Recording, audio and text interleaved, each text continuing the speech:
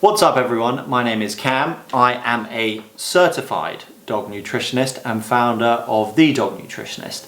This is my dog food review video of Royal Canin Renal food. In this video we are going to look at a few different things. We're going to look at how food affects your dog's kidneys. We're going to look at the ingredients in this food to see if they're going to provide the support that your dog needs. We're going to look at the causes of reduced kidney function so we can understand if the ingredients in this food are working to mitigate those causes and therefore to provide your dog with the support that they really need from their diet. We're going to look at why your veterinarian would recommend this food, because spoiler alert, they shouldn't have. It's not the right food for any dog suffering from a renal condition. And we're going to look at the company who make it, why they've been under serious legal scrutiny. Finally, your next steps, what you can do to improve your dog's diet to ensure that they're getting the most amount of support possible. This is a good time to mention that I am not a veterinarian, and this should not be confused as medical advice. This is purely educational and to help you, the dog owner, make the best possible decisions surrounding what you put into your dog's food bowl every single day, which is the most important decision you can make for your dog. If you are looking to change your dog's diet, please do consult your veterinarian before doing so. Right, without further ado, let's get into it. How does food affect the health of your dog's kidneys or your dog's kidneys in general? Well, when your dog eats, food travels through their gastrointestinal tract, it's broken down, and then it is absorbed in the small intestines, and that goes into the blood, and then the blood is filtered by the kidneys. They filter waste, and they also balance particular minerals like phosphorus, calcium, sodium and potassium. That's why diet plays such a vital, my dog is licking my leg. That's why diet plays such a vital role in the management of canine kidney disease, because what your dog digests will directly affect your dog's kidneys. If it's not good, it will put more stress on their kidneys. If it's good, it will reduce the amount of stress on their kidneys and maximize longevity. We're going to briefly touch on the causes of canine kidney disease, and then we're going to look at the ingredients in the food to see if they're addressing these causes, if they're mitigating the causes, and therefore providing the nutrition support that your dog requires. Okay, the ingredients are on my laptop here, so I'm just going to look down and see what's in the food. In the dry food you have animal byproducts, which we're going to go into in a second. Maize flour, this is another low quality carbohydrate which dogs will find really hard to break down, and maize has been connected to allergies and intolerances by veterinarians. Sunflower oil, refined seed oils, not good. Contribute to bodily inflammation. Minerals, powder cellulose, pork blood products, dried beet pulp which they give to horses, and a few other ingredients. Really not good. Highly processed, animal byproducts, not good. In the wet food you have more animal byproducts, cereals, oils, fats, derivatives of vegetable origin, protein sources, chicken and pork. So you have a load of ingredients which actually you don't know what they are. They're animal byproducts, so that could come from literally anywhere. In the UK, legally, animal byproducts can contain these ingredients: blood, placenta, wool, feathers, hair, horns, hoof cuts and raw milk from live animals. Imported pet food, animal byproducts from aquatic animals from factories that make food for humans. Factory rejected pet foods of animal origin. Shells from shellfish. Milk production byproducts. Heads of poultry. Products of animal origin or processed animal protein no longer intended for human consumption. Hatchery waste. So a lot of human waste ingredients and ingredients that are so low quality it's illegal to serve to humans. Do these ingredients address the causes of reduced kidney function and kidney disease? Let's have a look. Overall bodily inflammation is a contributor.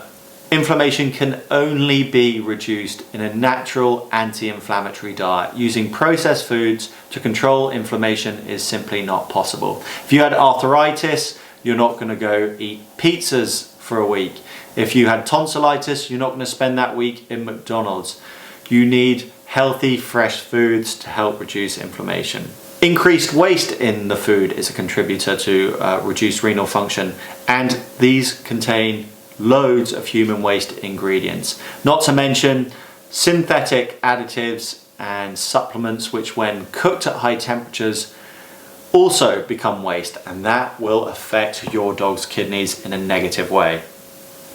Gut microbiome dysbiosis. This is the balance of bacteria in your dog's gut, and it can only be restored with a natural fresh food diet. It's impossible to manipulate the microbiome with unnatural foods, synthetic additives and supplements.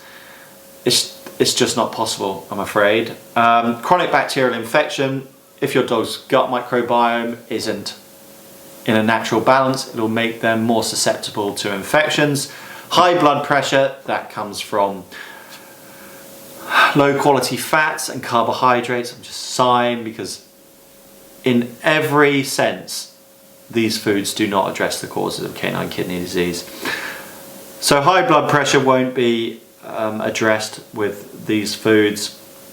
Congenital or birth malformations of the kidneys. If your dog has renal dysplasia, that is extremely unlucky, but they need fresh foods more than any other dog. Vitamin D deficiency. Prescription foods have killed dogs before due to vitamin D toxicity, so are they reliable in the quantity of vitamin D they're putting into their foods? Probably not. And prolonged periodontal disease. It is a myth that kibble cleans dogs' teeth. If you've ever chewed a biscuit before, you'll know that you have to use your finger to remove the remnants of the biscuit. If you didn't, that would cause bacteria to grow, plaque to build up, and for you to get periodontal disease or toothache. Processed food has more waste ingredients that stain your dog's teeth and cause bacterial build-up. So those are the causes of reduced renal function, and they are not addressed at all by these two diets. So how on earth could your veterinarian recommend these foods? If that is the case, how could a healthcare professional tell you that this is the best thing for your dog? When vets go to veterinary college, their nutrition courses are sponsored by one of the big pet food companies, either Royal Canin, Hills, or Purina. What do you think Royal Canin are teaching veterinarians? They're teaching them about the benefits of fresh foods, which they don't sell. Do you think they're teaching them about the impact of protein on a dog's diet, the importance of rebalancing the gut microbiome to control illness and disease? No, they are not. They are teaching them to sell renal food for renal issues, or hepatic food for liver issues, or gastrointestinal food to gut issues. It really is as simple as that. Vets receive on average 19 hours of nutrition training for all animals. To put that into context, I've probably spent over 900 hours learning about canine nutrition alone.